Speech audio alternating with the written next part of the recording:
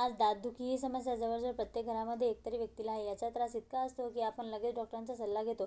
परंतु डॉक्टरांचा सल्ला घेण्यासोबत जर तुम्ही हा उपाय प्राथमिक उपचार म्हणून करून नक्की बघा. आज मी तुमच्यासोबत 3 उपाय शेअर करणार आहे. याचा तुम्हाला नक्कीच फायदा होईल. चला तर व्हिडिओला सुरुवात करूया.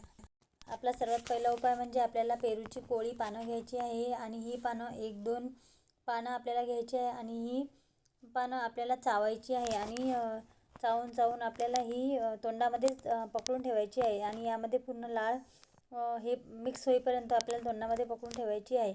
नंतर आपल्याला ही पानं थुकायची आहे. असं आपल्याला दिवसातून 2 ते 3 वेळा करायचं आहे. नक्कीच याचा फायदा होईल. याचा फायदा मला स्वतः झालेला आहे, त्यामुळे नक्की ट्राय करून बघा. चला तर आता नेक्स्ट उपाय बघूया. यासाठी तुम्ही व्हिडिओमध्ये बघू शकता मी काही पेरूची पानं घेतलेली आहे. ही पानं आपल्याला एक पातेलं घ्यायचं आहे आणि पातेल्यामध्ये घालून यामध्ये आपल्याला 1 ते 1.5 ग्लास पाणी घालायचं आहे आणि 5 ते 7 मिनटं याला आपल्याला गॅसवर ठेवून उकळून काढायचं आहे. म्हणजे याचा आपल्याला एक काढा तयार करायचा आहे आणि तो काढा घेऊन आपल्याला त्या काढ्याने गुरळा करायचा आहे. ज्या साईडने आपल्या दात दुखते त्या साईडने थोडा वेळ हे पाणी धरून ठेवायचं तोंडामध्ये आणि या पाण्याने आपल्याला गुरळा करायचा आहे. हे सुद्धा आपल्याला दिवसातून 1-2 वेळा करायचं आहे. याने पण खूप फायदा होतो. दातदुखी लगेच थांबते. हा उपाय पण तुम्ही नक्की करून बघा. तसेच दातदुखीच नाही तर हिरडी सुजणे, तसेच तोंडाची दुर्गंध येणे या सर्व बाबीतून सुटका होण्यासाठी पण हा उपाय खूप उपयोगी आहे. यानंतर तिसरा उपाय म्हणजे हा उपाय खूप प्रभावी आहे आणि मी स्वतःसोबत हे दात दुखल्यानंतर बरेच वेळा ट्राय केलेला आहे. तुम्ही पण नक्की करून बघू शकता. यासाठी पण आपल्याला पेरूची कोवळी पानंच घ्यायची आहे.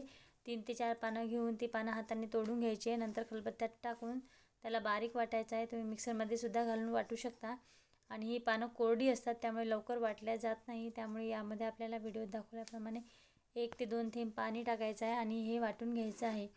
वाटून झाल्यानंतर गाळणीच्या साहाय्याने आपल्याला एका वाटीत त्याचा रस काढून घ्यायचा आहे. तुम्ही व्हिडिओमध्ये बघू शकता.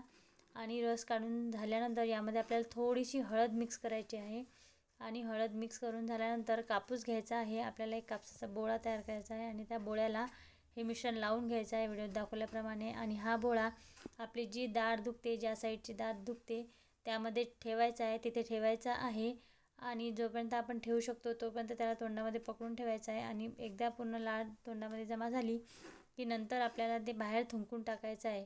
हे सुद्धा आपल्याला दिवसातून 2 वेळा करायचं आहे. खूप प्रभावी उपाय आहे आणि तर दातदुखी खूपच लवकर थांबते. नक्की ट्राय करून बघा. व्हिडिओ आवडल्यास लाईक करा, चॅनलला सबस्क्राईब करा. धन्यवाद.